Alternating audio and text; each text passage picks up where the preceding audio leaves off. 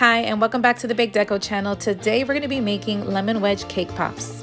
We are going to begin by dipping our cake pop into yellow candy melts or white chocolate that has been colored with an oil-based color. And now we'll just wait for our chocolate to fully dry. Next, we're going to be using our Sweet Sticks edible white cake paint, and this is going to be to create our mesocarp and the other parts of the lemon wedge.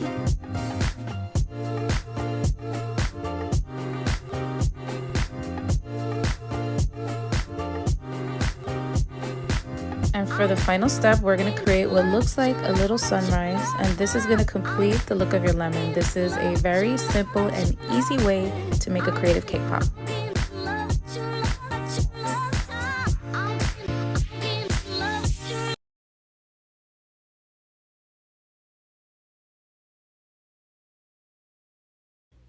Here is the final result. Let us know what you think in the comments below.